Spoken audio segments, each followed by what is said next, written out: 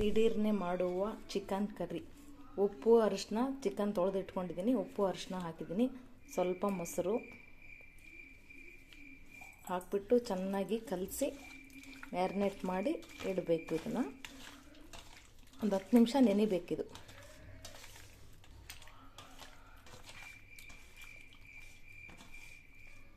ಈ ರೀತಿ ಒಂದು 10 ನಿಮಿಷ ಕಲಸಿ 10 ನಿಮಿಷ ಇಡಬೇಕು. 10 ನಿಮಿಷ ಮುಚ್ಚಿ ಇಡಬೇಕು. ಈಗ ಒಗ್ಗರಣೆ ಹಾಕೋಣ. ಚಿಕನ್ ಕರಿಗೆ ಎಣ್ಣೆ ಹಾಕಿದ್ದೀನಿ ಬಾಣಲೆಯಲ್ಲಿ. ಸ್ವಲ್ಪ ಕರಿಬೇವು,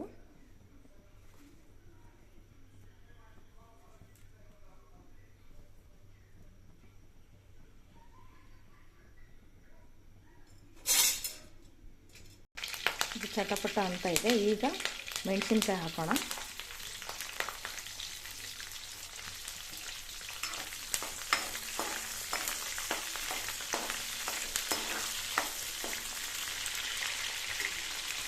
ಆಮೇಲೆ ಮನೆಯಲ್ಲೇ ಮಾಡಿರೋಂಥ ಅಲ್ಲ ಬೆಳ್ಳುಳ್ಳಿ ಪೇಸ್ಟ್.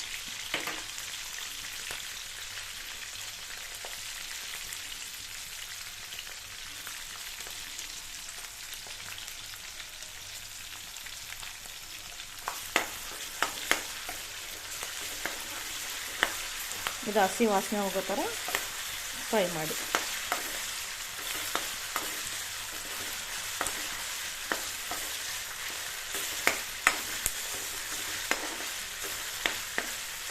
ಈಗ ಇದು ಹಸಿ ವಾಸನೆ ಹೋಗಿದೆ. ಈರುಳ್ಳಿ ಹಾಕೋಣ.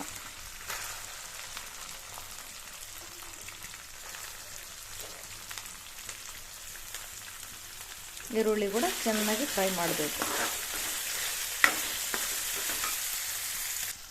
ಈರುಳ್ಳಿ ಎಲ್ಲ ಬೆಂದ ನಂತರ ಪುದೀನ ಸೊಪ್ಪು ಹಾಕಬೇಕು. ಇದನ್ನು ಚೆನ್ನಾಗಿ ಫ್ರೈ ಮಾಡಿ.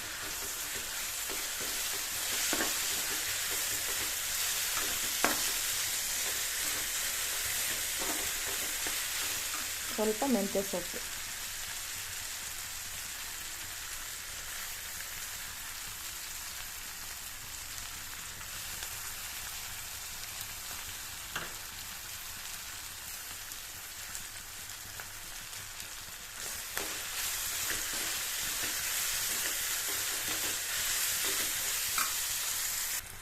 ಈ ರೀತಿ ಆದ ನಂತರ ನಾವು ನೆನೆಸಿಟ್ಟಿದ್ದೀವಲ್ಲ, ಚಿಕನ್ ಮ್ಯಾರಿನೇಟ್ ಮಾಡಿವಲ್ಲ, ಚಿಕನ್ನ ಹಾಕಬೇಕು.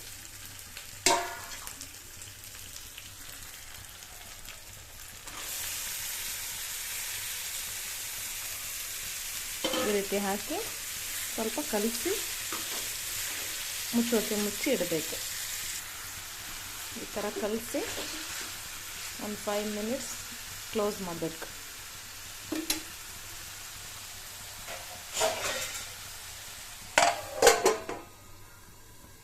ಒಂದು 5 ನಿಮಿಷ. ಈಗ ಸ್ವಲ್ಪ ನೋಡಿಬಿಟ್ಟು ಸಾಲ್ಟ್ ಹಾಕಬೇಕು. ಸಾಲ್ಟ್ ಹಾಕಿದರೆ ಬೇಗ ಬೇಯುತ್ತೆ.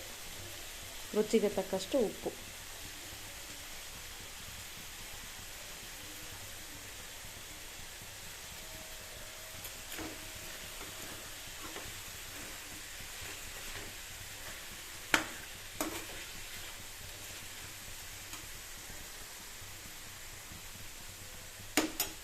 ಚಿಕನ್ ಬೇಯಲಿಕ್ಕೆ ಬಿಡೋಣ. ನೋಡಿ, ಚಿಕನ್ ನೀರು ಬಿಟ್ಕೊಂಡಿದೆ. ಇನ್ನೊಂದು 1/2 ಗ್ಲಾಸ್ ನೀರು ಹಾಕಿಬಿಟ್ಟು ಮತ್ತೆ ಮುಚ್ಚೋಣ. ಚಿಕನ್ ಬೇಯಲಿಕ್ಕೆ ಟೈಮ್ ಬೇಕಲ್ವಾ.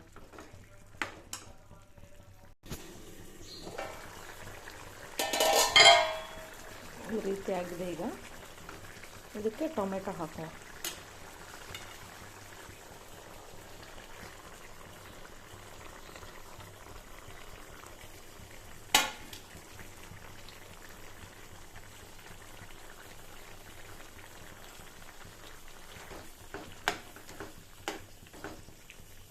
ಚೆನ್ನಾಗಿ ಮಿಕ್ಸ್ ಮಾಡಿ ಇನ್ನೊಂದು ಸ್ವಲ್ಪ ಅದೆಲ್ಲ ಮೆತ್ತಗಾಗೋ ಥರ ಬೇಯಿಸೋಣ.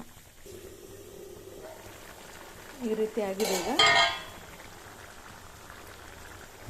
ಖಾರ ಪುಡಿ, ಧನಿಯಾ ಪೌಡ್ರು, ಚಕ್ಕೆ ಲವಂಗದ ಪೌಡ್ರ್ ಇದಿಷ್ಟು ಹಾಕಬೇಕಿದೆ.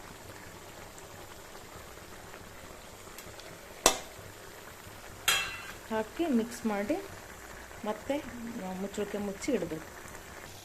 ಈ ರೀತಿ ಮಿಕ್ಸ್ ಮಾಡಿ ಇನ್ನೊಂದು 5 ನಿಮಿಷ ಬೇಯಿಸಿದರೆ ಆಯಿತು.